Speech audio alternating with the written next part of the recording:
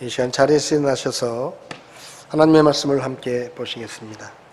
사도행전 20장 24절에 있는 말씀 한 절만 보시겠습니다. 사도행전 20장 24절 말씀을 우리 한 목소리로 같이 읽도록 하겠습니다.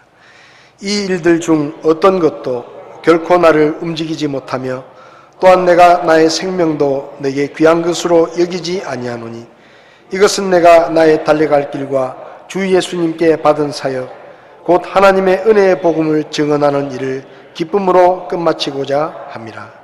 아멘. 서신 채로 잠깐 기도하겠습니다. 살아계신 하나님 아버지, 하나님께서 우리를 구원하시고 우리에게 늘 말씀하시며 주의 말씀을 따라 살아갈 수 있도록 우리를 인도해 주시는 그 하나님의 선하심을 감사합니다. 이 혼탁한 시대 우리가 어떻게 살아야 할지를 하나님의 말씀으로 가르쳐 주시고 말씀의 진리를 따라 저희들이 지혜롭게 살아갈 수 있도록 저희들을 가르쳐 주시옵소서. 부족한 종을 붙들어 주시고 주님께서 쓰셔서 오직 주의 말씀만 증거되게 하시고 혹 우리 가운데 아직 구원받지 못한 영혼이 있으면 오늘 말씀을 듣고 예수님을 믿어 구원받게 하시고 또 구원받은 성도들에게는 큰 은혜와 도전의 시간이 되게 하나님께서 도와주시옵소서. 부족한 종을 주님께 맡겨드리며 예수님의 이름으로 기도했습니다. 아멘. 자리에 앉으시겠습니다.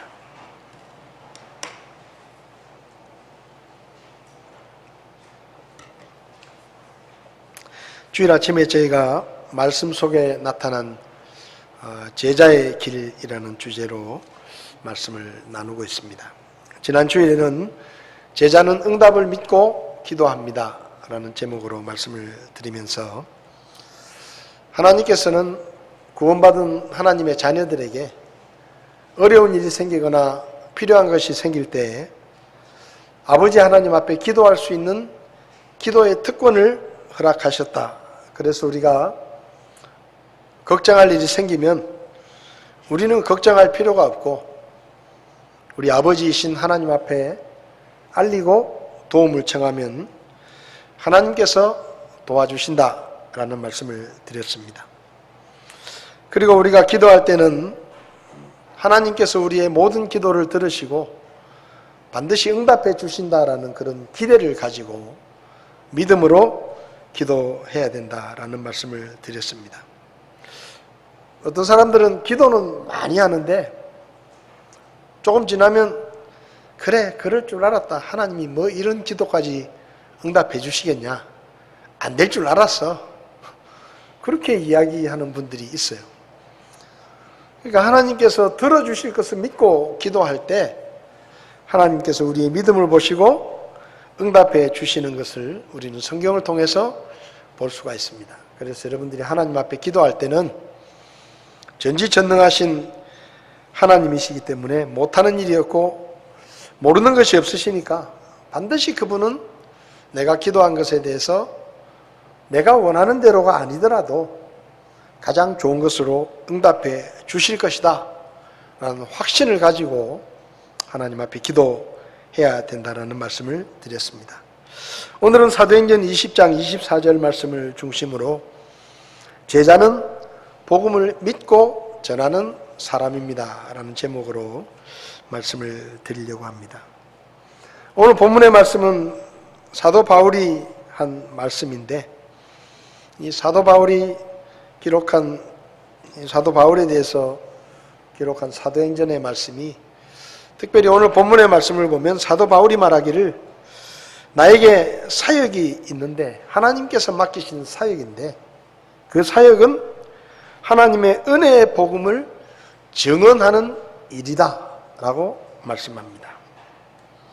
오늘 본문의 말씀에서 우리가 첫 번째로 생각해 볼 수 있는 것은 복음을 전하는 것은 모든 구원받은 성도의 사역이라는 것입니다. 사도 바울은 예수님을 안 믿는 사람이었습니다. 예수님을 믿지 않고 예수님의 부활을 거짓말이라고 생각했던 사람입니다. 그냥 믿지 않은 것뿐만 아니라 예수님의 부활을 거짓말이라고 생각하고 그 예수님의 부활을 전하는 제자들, 또 그 부활을 믿는 사람들을 앞장서서 핍박하고 괴롭히고 붙잡아다가 감옥에 가두고 심지어는 죽게 만드는 일까지도 서슴없이 했었던 그런 사람입니다. 그러니까 요즘으로 말하면 그냥 교회를 안 다니고 예수님을 안 믿는 게 아니고 예수 믿는 사람들을 욕하고 저주하고 핍박하고 괴롭히고 예수를 못 믿게 하려고 애를 쓰던 그런 사람이었습니다.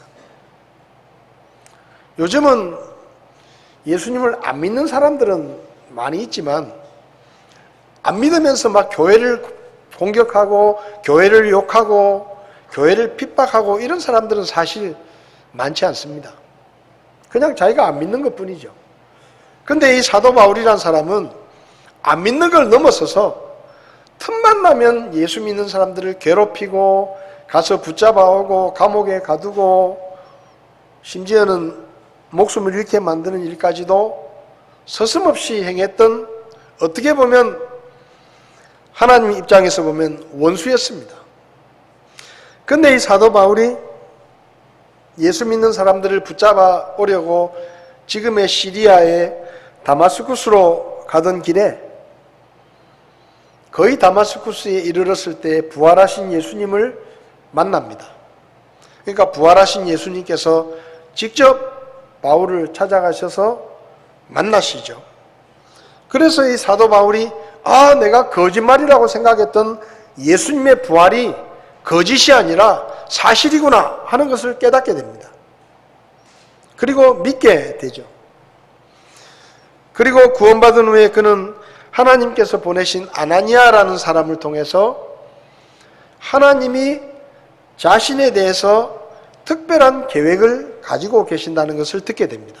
그게 뭔가 하면 내가 너를 구원해서 지금까지 네가 교회를 핍박하고 복음을 거절하고 예수 믿는 사람들을 괴롭히고 그랬지만 이제 내가 너를 구원해서 유대인이 아닌 이방인들에게 복음을 전하는 일을 너에게 맡기겠다 하고 하나님께서 그를 통해 외국인들에게 복음을 전하게 하는 것이 하나님의 계획이다라는 것을 알게 되고 이 사도 바울은 바로 그 하나님의 뜻에 순종해서 다마스쿠스의 회당에서 하나님의 말씀을 전하는 일을 시작으로 지금의 터키 지역과 마케도니아 또 그리스 지역 이렇게 아시아와 유럽까지 다니면서 세 차례의 전도여행을 하고 수많은 사람들에게 복음을 전합니다. 그리고 빌립보 교회, 고린도 교회를 비롯한 많은 교회들을 개척하고 그리고 13권의 성경을 기록합니다. 그러니까 예수님을 앞장서서 비난하고 핍박하고 예수 믿는 사람들을 괴롭히고 교회를 공격하고 그랬던 이 사도 바울이 부활하신 예수님을 믿고 그분의 복음을 믿고 구원을 받고 그리고 누구보다 앞장서서 복음을 전하는 일에 평생을 바쳤던 사람이 바로 사도 바울입니다. 사도 바울은 구원받은 후에 오늘 본문의 말씀을 보면 내가 예수 믿고 구원받은 후에 내가 무엇을 하면서 살아야 될지를 깨달았다. 그것은 바로 하나님의 은혜의 복음을 증언하는 일이 바로 하나님께서 나에게 맡기신 사역이다 라고 그는 고백합니다. 사도행전 1장 8절을 보면 예수님은 부활하신 후에 40일 동안 이 땅에 계시다가 하늘로 올라가셨는데 하늘로 올라가시기 전에 마지막으로 제자들을 모아놓고 제자들에게 하신 말씀이 사도행전 1장 8절의 말씀인데요. 오직 성령님께서 너희에게 임하신 뒤에 너희가 권능을 받고 예루살렘과 온 유대와 사마리아에서 그리고 땅의 맨 끝 지역까지 이르러 나를 위한 증인이 되리라 라고 말씀하십니다. 그러니까 예수님께서 제자들 곁을 떠나시면서 제자들에게 이제 내가 떠나지만 너희들에게 마지막으로 내가 명령을 한다. 이 부활의 복음을 예루살렘과 유대와 사마리아와 땅의 맨 끝지역까지 가서 복음을 전해라 하고 명령을 하고 이 땅을 떠나서 하늘로 올라가셨습니다. 그러니까 이 복음을 전하는 일은 사도 바울뿐만 아니라 구원받은 모든 성도들에게 하나님께서 맡기신 일이다라는 뜻입니다. 우리는 한때 예수님을 믿지 않는 사람들이었습니다. 그러다가 누군가를 통해서 복음을 들었고 그리고 그 복음을 믿고 구원을 받았습니다. 구원받은 우리에게 하나님께서는 은혜의 복음을 전하는 일을 맡기셨습니다. 그래서 사도 바울은 말하기를 내가 목숨도 아끼지 않고 이 복음을 전하는 일을 끝마치고자 원한다. 그렇게 이야기한 것이죠. 그러면 도대체 복음이 뭐길래 또 복음이 왜 사람들에게 전해져야 하기에 이 사도 바울은 내가 목숨까지도 다 걸고 복음을 전한다. 그렇게 이야기했고 하나님께서는 왜 저와 여러분들에게 구원받은 사람들에게 이 복음을 전하라고 하셨는가? 오늘은 이 복음의 이야기를 좀 해보려고 합니다. 한마디로 이 복음을 우리가 사람들에게 전해야 되는 이유는 이 복음은 모든 사람들에게 전해져야 할 좋은 소식이기 때문입니다. 복음을 이야기하려면 하나님께서 이 세상을 창조하신 창조 때부터 이야기를 시작해야 합니다. 왜냐하면 창조를 제대로 이해해야 이 복음을 올바로 이해할 수 있기 때문입니다. 창세기 1장과 2장을 보면 하나님께서 6일 동안 이 세상을 만드셨습니다. 첫날에는 빛을 만드셨고 둘째 날에는 물들의 가운데 하늘을 만들고 하늘 위의 물과 하늘 아래의 물로 나누셨습니다. 셋째 날에는 하늘 아래의 물을 한 곳으로 모으고 땅이 드러나게 하시고 바다와 육지를 나누셨습니다. 그리고 땅에는 각종 종류의 풀과 채소와 나무를 내게 하셔서 땅을 채우셨습니다. 넷째 날에는 하늘의 궁창에 해와 달, 별들을 만드셨고 다섯째 날에는 물에는 물고기가 가득 차라고 하시고 하늘에는 날짐승들이 가득 차라 하시면서 종류대로 물고기와 새들을 만드셨습니다. 마지막 여섯째 날에 땅의 가축과 기는 것 그리고 동물들을 종류대로 다 만드시고 제일 마지막으로 사람을 만드셨습니다. 그런데 사람을 만드셔서 어디에 살게 하셨는가 하면 에덴 동산이라는 곳에 살게 하셨습니다. 그리고 창세기 2장 15절부터 보면 그 사람들에게 동산의 모든 나무에서 나는 것은 마음대로 먹어라. 그런데 동산 중앙에 있는 선악을 알게 하는 나무의 열매는 먹지 마라. 그거 먹으면 죽는다. 그렇게 쉽게 말하면 에덴 동산에 사는 동안에 주의해야 될 것을 알려주셨습니다. 어떤 분들은 하나님이 선악과를 아예 안 만들면 되지 왜 선악과를 만들어가지고 사람들이 그걸 먹고 죄를 짓게 하느냐. 그러니까 죄를 지은 건 하나님 책임이다. 그렇게 이야기하는 분들이 있는데 그건 바보 같은 생각입니다. 왜냐하면 하나님께서 선악과를 만드시는 것은 하나님 자유예요. 그분이 만들고 싶으면 만드시는 거죠. 근데 만약에 하나님이 아담과 하와에게 선악을 알게 하는 나무를 숨기셨다고 하면 그건 하나님이 잘못한 거예요. 근데 하나님이 만들고 싶은 걸 만드시고 아담과 하와에게 분명히 말씀하셨어요. 저 열매는 먹지 마라. 먹으면 죽는다. 충분한 정보를 주셨습니다. 그러니까 하나님이 잘못한 건 없어요. 하나님은 만들고 싶어서 만드셨고 아담과 하와에게 분명히 알려주셨어요. 야, 아담아, 에덴 동산에 있는 것 마음대로 네 마음대로 먹어도 되는데 저기 저 한 가지 저거 선악을 알게 하는 나무 열매는 위험하니까 먹지 마라. 그거 먹으면 너 죽는다. 알려주셨잖아요. 주의사항을 알려주셨잖아요. 여러분, 예를 들면 우리가 전자제품을 사면 거기 설명서가 따라오고 주의사항이 있습니다. 그죠? 뭐 요 물건은 뭐 너무 뜨거운 곳에 두지 마시오. 불 가까이에 두지 마시오. 이렇게 분명히 주의사항이 있어요. 근데 내가 그걸 알면서 뜨거운 난로 앞에다 그 전자제품을 갖다 놔가지고 그게 홀랑 타버렸어요. 그러면 그 전자제품을 만든 회사에다가 내가 이게 새로 샀는데 물건이 다 타버렸으니까 당신이 변상하시오. 그렇게 변상을 하라 그러면요, 안 해줍니다. 왜요? 그건 그 물건을 만든 회사 책임이 아니에요. 나한테 분명히 설명서를 통해서 알려줬어요. 요거는 불 가까이에 두면 위험합니다. 그럼 내가 잘못해가지고 불 가까이에 두면 그건 내가 잘못했기 때문에 회사에서 책임을 지지 않습니다.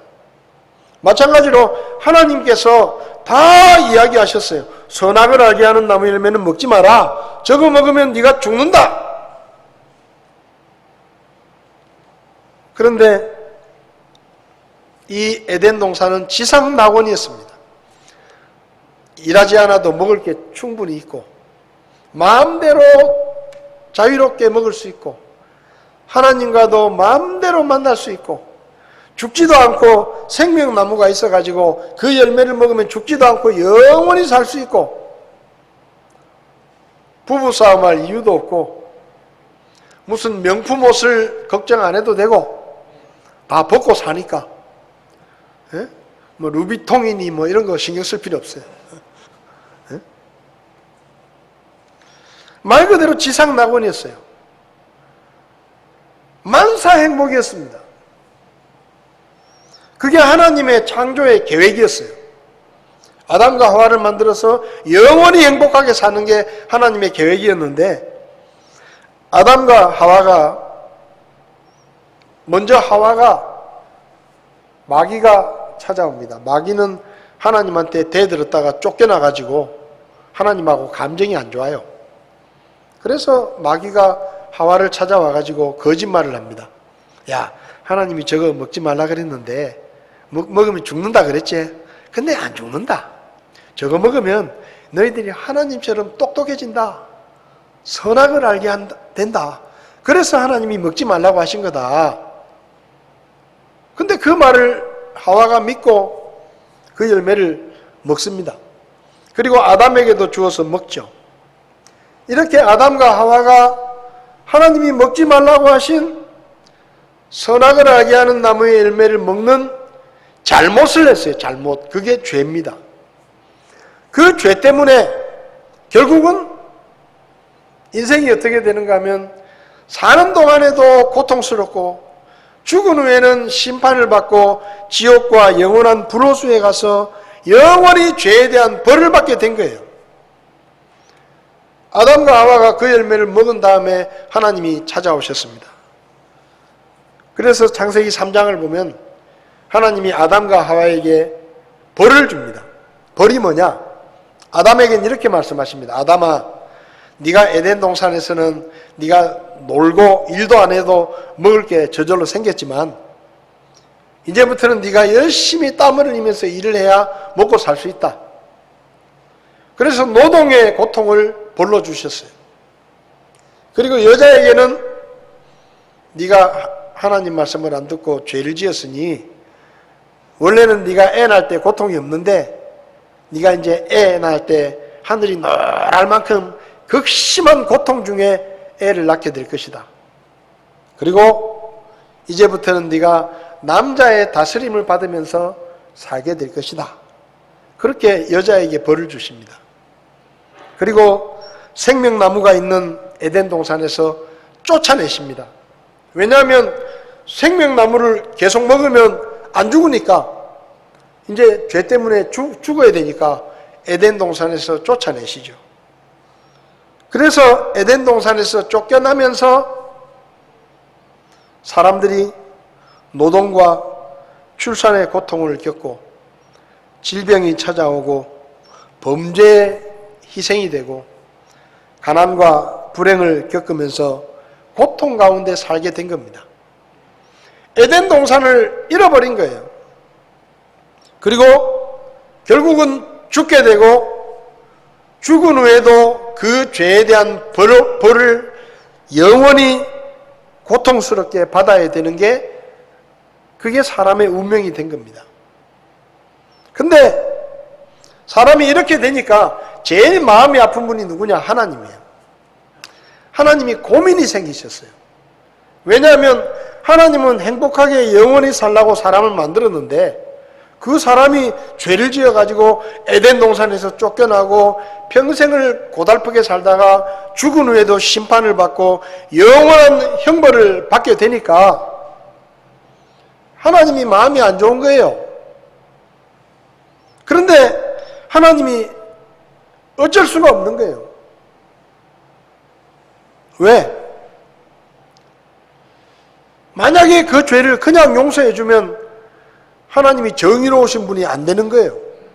죄는 반드시 벌을 받고 용서를 해야 되니까.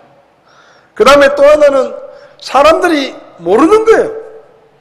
자기가 죽으면서도 왜 죽는지도 모르고 죽은 다음에는 어떻게 되는지도 모르고 그냥 사람들은 에이 뭐 죽으면 끝이지 하고 그렇게 사는 거예요.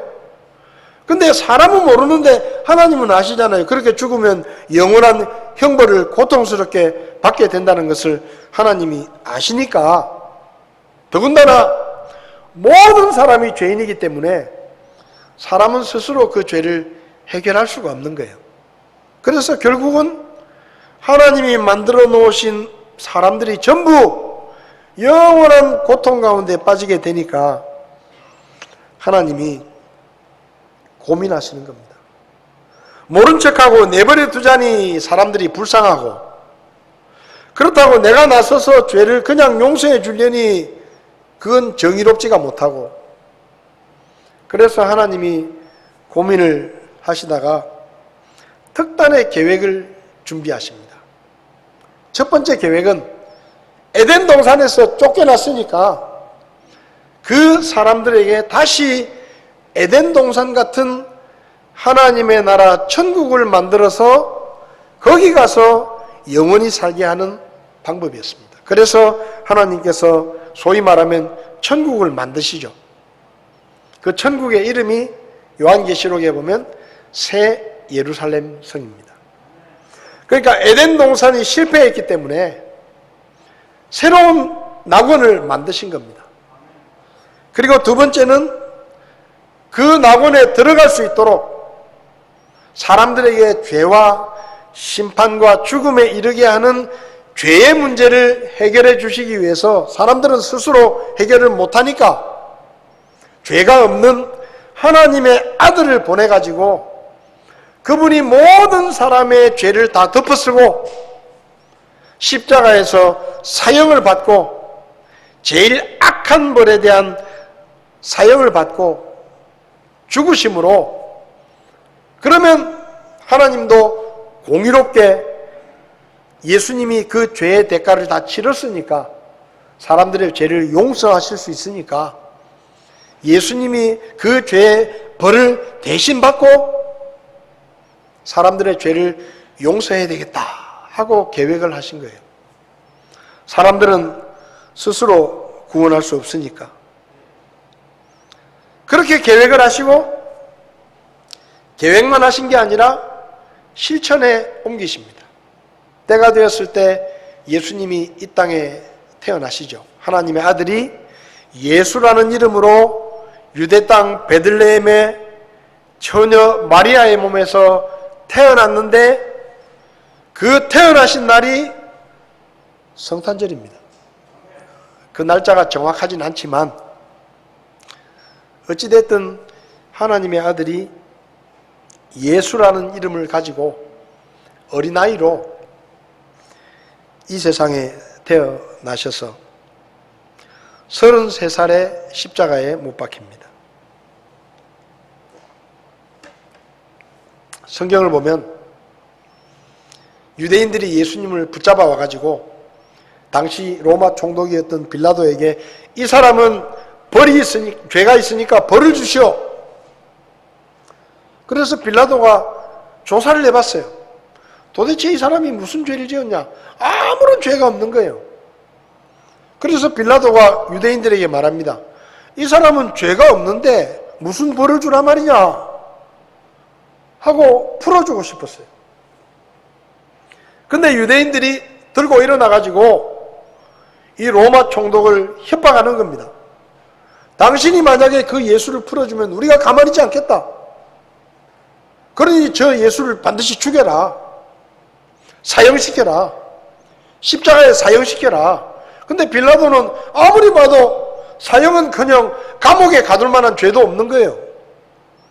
그래서 빌라도는 예수님을 풀어주고 싶었지만 하도 유대인들이 들고 일어나서 데모를 하고 그러니까 빌라도가 이렇게 말합니다. 좋다. 너희들이 원하는 대로 내가 이 예수를 십자가에 처형해 내주겠다. 그런데 내가 아는 한 이 사람은 죄가 없다. 그러니까 이 사람의 피값에 대해서, 억울한 피값에 대해서 나는 책임지지 않겠다. 그러면서 대야에 물을 떠오라 해가지고 손을 씻습니다. 손을 씻으면서 이렇게 말해요. 나는 이 사람의 피에 대해서 책임이 없다. 너희들이 책임져라.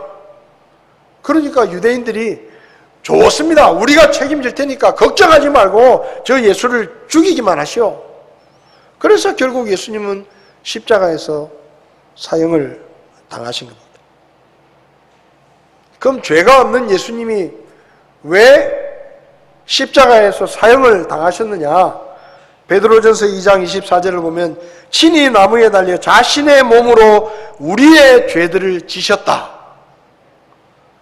당신은 죄가 없지만 우리의 죄 때문에 예수님이 십자가에서 우리의 모든 죄를 대신 지고 우리 대신 벌을 받으셨다 이 말입니다. 그래서 사도행전 13장을 보면 사도 바울이 비시디 안디옥에서 설교를 합니다.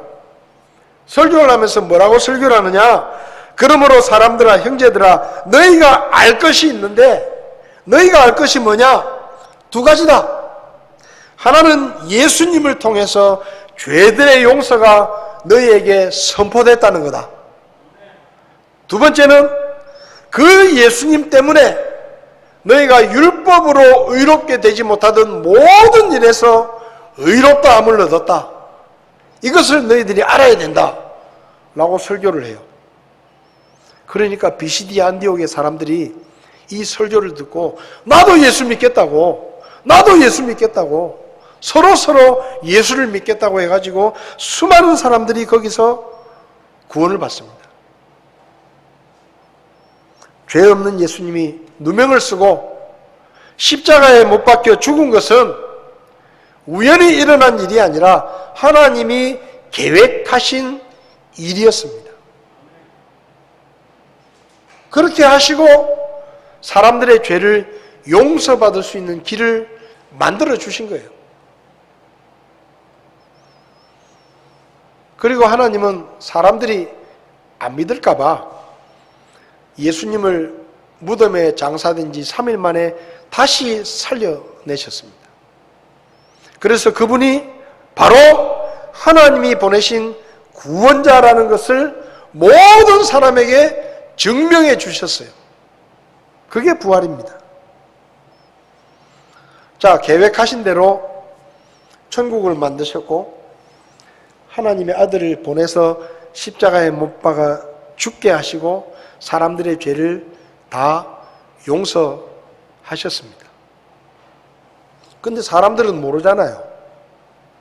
하나님은 그렇게 하셨지만 사람들은 모르잖아요.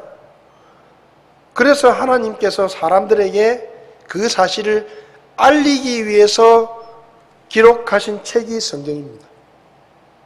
이 성경은 광고입니다. 광고. 하나님의 광고. 내가 죽어서 영원한 고통의 형벌에 가는 너희가 불쌍해서 내 아들을 대신 죽게 만들고 너희들이 죄를 용서받을 수 있는 길을 만들어 놓았다. 여러분, 이번에 우리나라에 해저 터널이 하나 생겼습니다. 보령 쪽에. 들으셨어요? 아시아에서가 제일 긴 해저 터널이 생겼어요. 근데 제가 그걸 압니다. 가본 적도 없는데 알아요, 제가. 왜요? 뉴스에 나오더라고요, 뉴스에. 그 해저 터널이 개통이 됐다. 안 가봤어요. 근데 마음속으로 그 개통이 됐다고 그게 최장 거리고, 그리고 1시간 반 걸리는 거리를 10분이면 간대. 그래서 제 마음속에 언제 한번 가봐야 되겠다, 이런 생각이 들어요. 언제 한번 구경하러 가봐야 되겠다. 근데 제가 그걸 어떻게 알았습니까? 제가 충청도 사는 것도 아닌데 광고를 하니까, 뉴스에서 알려주니까, 그리고 TV에 선전을 하니까 보령으로 오세요. 그 광고가 나오더라고요. 하나님이 사람들을 구원하기 위해서 하나뿐인 아들을 십자가에 죽게 하시고 그 예수님을 통해 모든 죄를 용서하셨는데 사람들이 모르니까 이 성경책을 기록해가지고 광고를 하시는 겁니다. 광고. 얘들아, 내가 너희를 위해서 하나뿐인 아들을 죽게 만들고 너희 죄를 다 용서했다. 그리고 너희를 위해서 새로운 에덴 동산인 천국을 만들어 놓았다. 나는 너희가 거기 가서 살았으면 좋겠다. 하고 광고를 하셨습니다.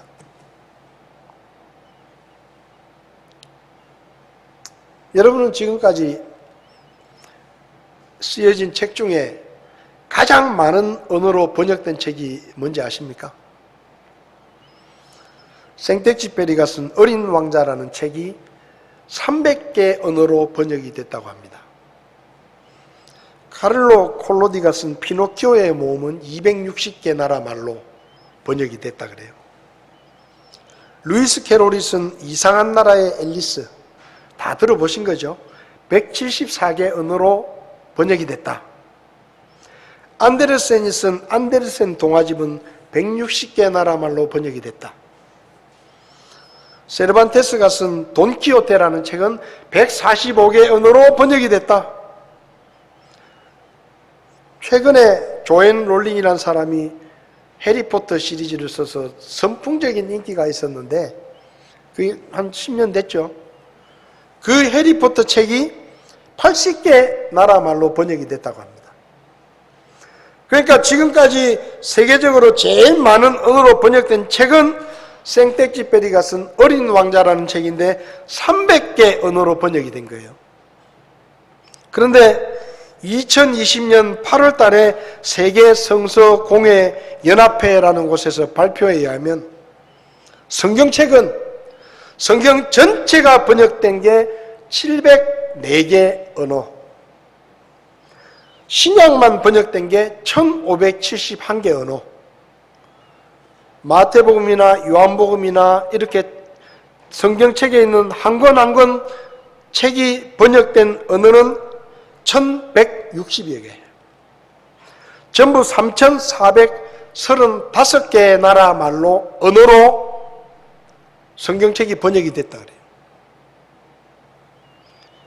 이 세상에는 100명이 쓰는 언어부터 시작해가지고 온 나라가 쓰는 말까지 전 세계 7359개의 언어가 있는데 그 언어 중에 3435개 말로 성경책이 번역이 됐다 이 말입니다. 인구로 따지면 72억 명의 기준으로 하면 96.5%인 69억 4,600만 명이 자기 언어로 된 성경책을 볼 수 있습니다. 나머지 3.5%인 2억 5,400만 명 밖에는 이 사람들은 자기 성경이 없어요. 그런데 성경 번역하는 사람들에 의하면 2050년이 되면 7,359개 언어 전부로 성경을 번역하는 것이 목표다라고 말합니다. 코로나로 힘들었던 2020년 1년 동안 66개의 언어로 성경책이 번역이 됐고, 이 66개 언어를 쓰는 사람들이 7억 700만 명이라고 합니다. 여러분, 이건 기적이에요. 2000년 전에 쓰여진 아주 오래된 책이 지금까지 3,435개 말로 번역이 되고 69억 4,600만 명, 전 세계 인구의 96.5%의 사람들이 자기 글로 된 성경을 읽을 수 있다? 이건요, 사람이 할 수 없는 일입니다. 그럼 이런 일이 왜 일어났을까요? 2000년 전에 기록된 이 책이 정말로 오래된 책입니다. 제일 먼저 쓰여진 성경으로 따지면 3,500년 전에 기록된 책이에요. 그런데 이렇게 오래된 책이 지금도 해마다 60개, 70개 언어로 계속 번역이 되고 있고, 전 세계 언어 중에 거의 절반에 가까운 언어들로 번역이 되어 있고, 수많은 사람들이 자기 말로 성경을 읽습니다. 지금도 전 세계에 있는 수백만 개의 교회들과 1320만 명의 목회자들과 43만 명의 해외 선교사들이 이 책을 알려주고 싶어서 천문학적인 돈을 쓰고 수많은 사람들에게 목숨까지 걸고 이 책을 광고하러 다닙니다. 왜 그럴까요? 하나님은 모든 사람이 구원받기 원하시는데, 모든 사람이 구원을 받으려고 하면 이 책이 모든 사람에게 알려져야 되는 거예요. 그래서 지금도 해마다 60개, 70개, 100개의 언어로 이 책이 번역이 되고, 아프리카에 사는 360명이 쓰는 언어로도 이 책을 번역하는 겁니다. 그 360명에게 예수님의 이야기를 알려주고 싶어서.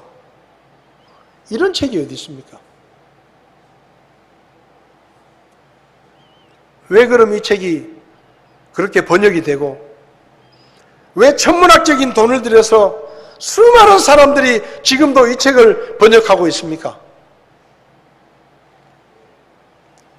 하나님은 모든 사람이 구원받기 원하시고, 그 사람들이 구원받으려고 하면 이 책에 적힌 하나님의 이야기, 하나님이 하나뿐인 아들을 죄가 없지만 모든 사람의 죄를 대신해서 십자가에 죽게 하고 모든 사람의 죄를 용서했다는 이 이야기, 그리고 누구든지 불신앙을 버리고 십자가에 못 박히고 부활하신 그 예수님을 하나님의 구원자로 믿으면 하나님이 만들어 놓으신 천국에 들어가서 영원히 살 수 있다고 하는 이 이야기가 모든 사람에게 전해져야 되기 때문에 지금도 이 책이 번역되고 있는 겁니다.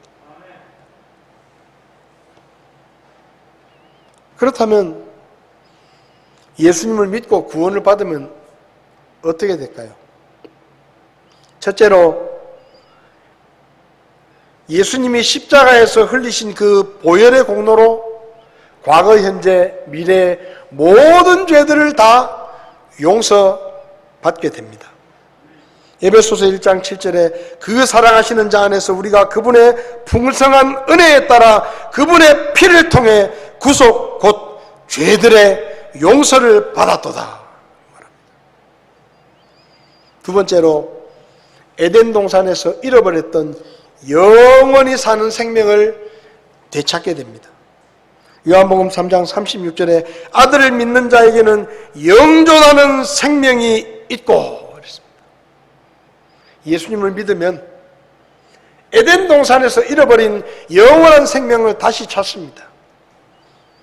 세 번째로, 하나님의 양자로 입양이 돼가지고 하나님을 아버지라고 부를 수 있는 하나님의 자녀가 되고 하나님이 만들어 놓으신 천국, 새 예루살렘을 상속받는 자격이 주어집니다. 요한복음 1장 12절에 그분을 받아들인 자들 곧 그분의 이름을 믿는 자들에게는 다 하나님의 아들이 되는 권능을 그분께서 주셨다. 하나님의 자녀가 돼야 하나님의 재산인 천국을 상속받는 거예요. 그리고 모든 죄를 용서받기 때문에 죄 때문에 받는 심판, 죄 때문에 받는 벌 받지 않습니다. 로마서 8장 1절에 그러므로 이제 그리스도 예수님 안에 있는 자들에게는 정죄함이 없다, 죄에 대한 심판과 벌이 없다 라고 말씀합니다. 다섯 번째로 하나님의 자녀로서 아버지 하나님의 천국을 상속받게 됩니다. 마태복음 25장 34절에 그때 왕이 자기 오른편에 있는 자들에게 이르되 오라 내 아버지께 복받은 자들아 너희는 세상의 창건 이후로 너희를 위하여 예비된 왕국을 상속받아라. 예수 믿고 구원받으면 하나님의 나라를 상속받는다 이 말이에요.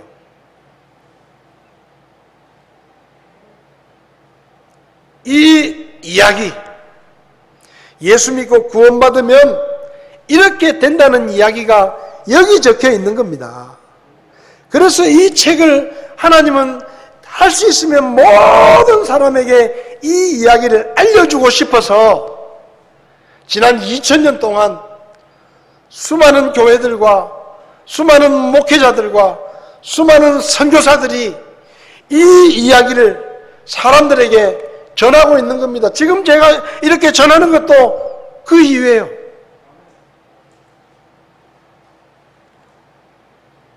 그러면 구원은 누가 어떻게 받느냐? 오늘 설교의 결론입니다. 에베소서 2장 8절을 보면 내가 믿음을 통해 은혜로 구원을 받았나니 그것은 너희 자신에게서 난 것이 아니요 하나님의 선물이니라. 저는 이 성경을 정말 좋아합니다. 구원은 선물입니다. 하나님이 하나밖에 없는 아들을 십자가에 내어주시고 그 목숨을 값으로 치르시고 준비하신 선물입니다. 그럼 구원은 어떻게 받느냐? 선물 받는 거하고 똑같습니다. 누군가 우리에게 선물을 줄 때 어떻게 하면 그 선물이 내 것이 됩니까? 어렵습니까? 하나도 어렵지 않습니다.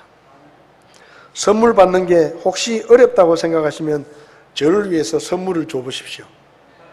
그럼 제가 얼마나 쉬운지를 눈앞에서 증명해 드리겠습니다.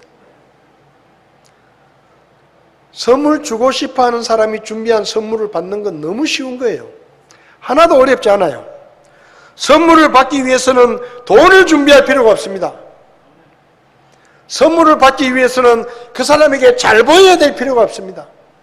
뭔가를 해야 될 필요가 없어요. 노력을 해야 될 필요가 없어요. 수고를 해야 될 필요가 없어요. 내가 이거 선물 줄 테니까 우리 집에 와서 그 한 달 동안 청소 좀 해라. 그건 선물 아니에요. 선물은 그냥 주고 싶어서 주는 거예요. 하나님이 우리에게 구원을 주고 싶어서 선물로 준비하셨어요. 선물은 거절하지 않고 뭐 됐습니다 이렇게 거절하지 않으면 돼요. 그 다음에 감사합니다 하고 받으면 돼요. 그러면 받는 즉시로 그 선물이 내 것이 돼요. 받는 즉시 그 사람 게 아니고 이제 내 거예요. 내 맘대로 해도 돼요. 그게 선물이에요. 하나님의 구원은 선물입니다.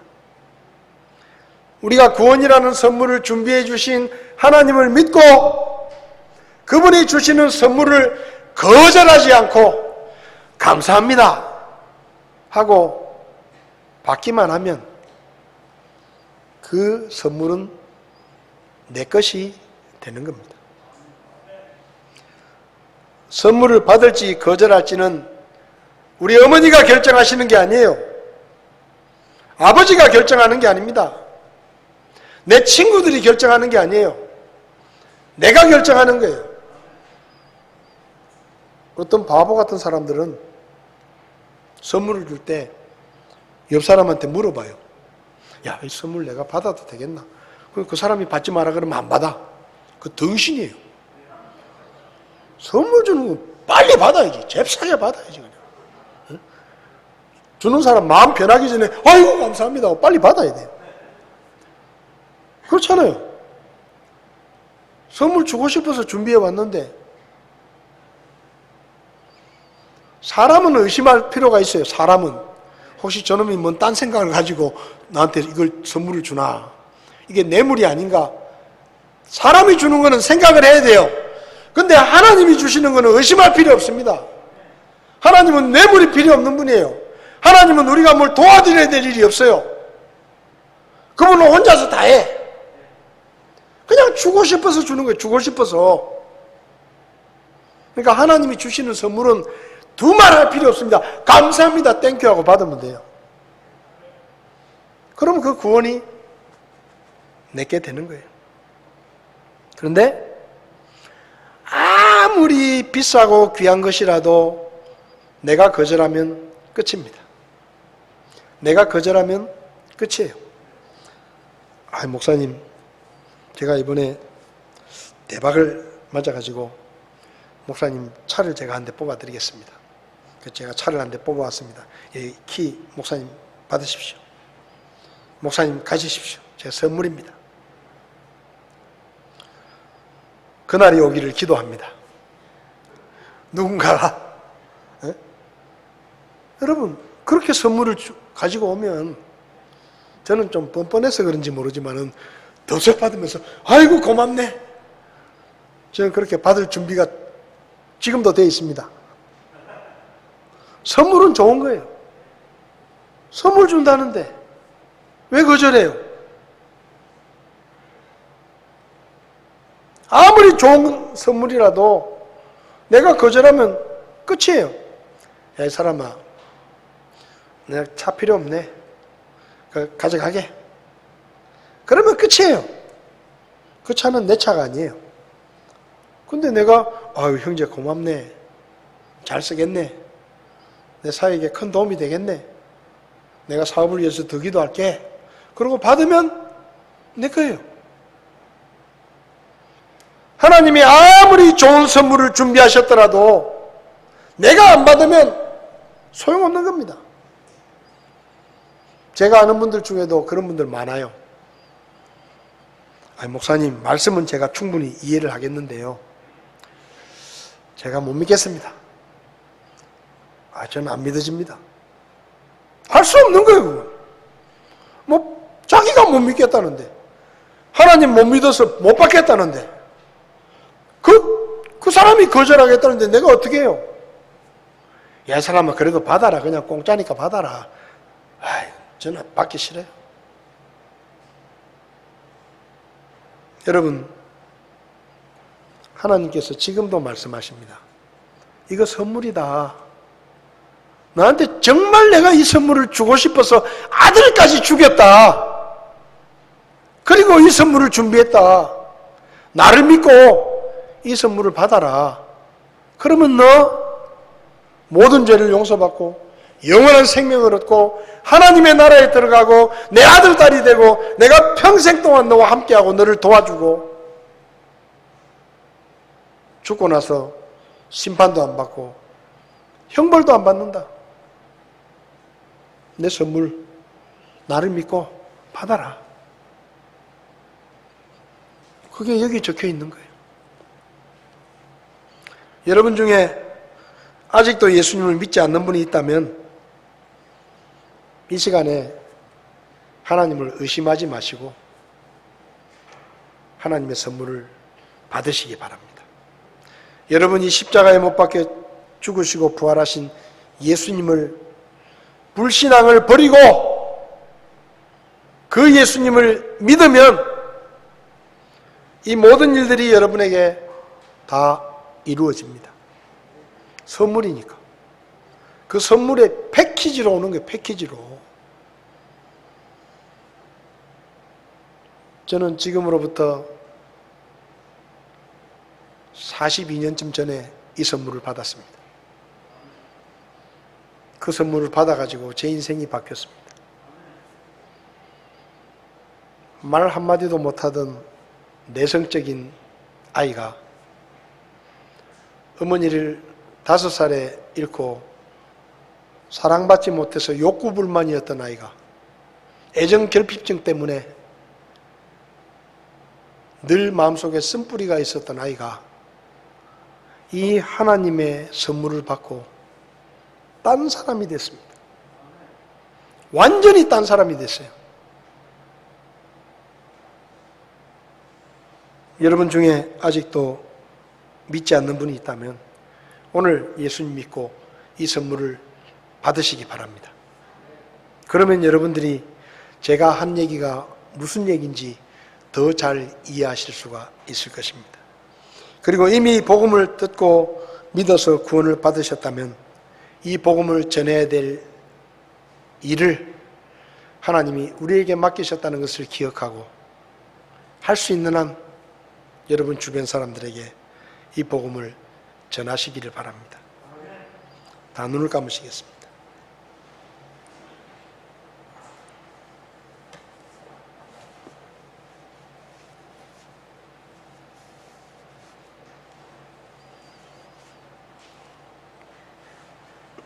찬송가 287장을 보면 예수 앞에 나오면 죄사함 받으며 주의 품에 안기어 편히 쉬리라.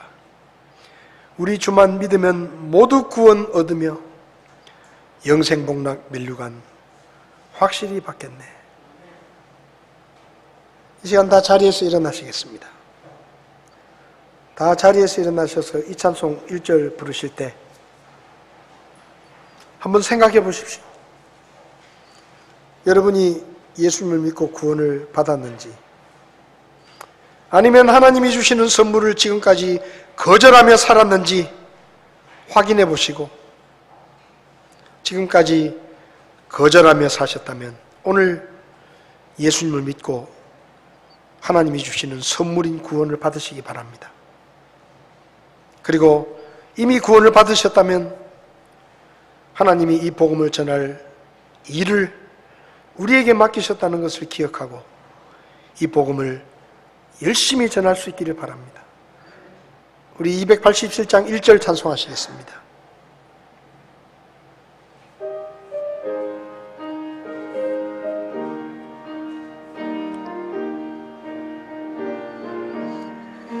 예수 앞에 나오면 죄사함 받으며 주의 품에 안기어 편히 쉬리라.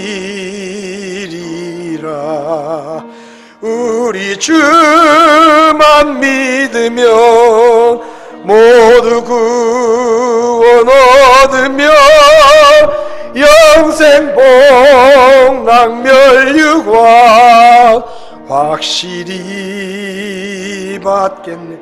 찬송을 멈추시고 다 고개를 숙이시겠습니다. 혹시 여러분 가운데 목사님, 오늘 제가 예수님을 믿겠습니다. 제가 이때까지 거절하고 예수님을 믿지 않았는데 오늘 제가 예수님을 믿기 원합니다. 저도 구원받기 원합니다. 저도 모든 죄를 용서받고 하나님의 나라에 가기 원합니다. 그런 분이 계시면 오른손만 잠깐 들어주시면 제가 기도해 드리겠습니다. 그런 분 계시지 않습니까? 그런 분 계시지 않습니까? 교회는 나왔지만 아직 예수님을 믿지 않는 분, 아직 구원받지 못하신 분, 오른손을 잠깐 들어주시면 제가 기도해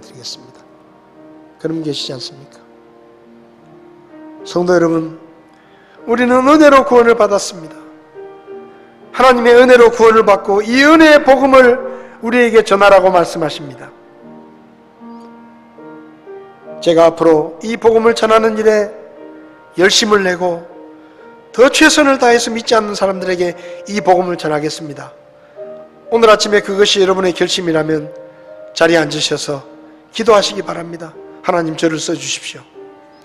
저를 통해 이 복음이 전파되게 도와주십시오. 우리 믿지 않는 가족들에게, 이웃들에게, 친구들에게 이 은혜의 복음, 구원의 복음을 전하는 일을 저를 통해서 이루어 주십시오 하고 하나님 앞에 기도하시기 바랍니다.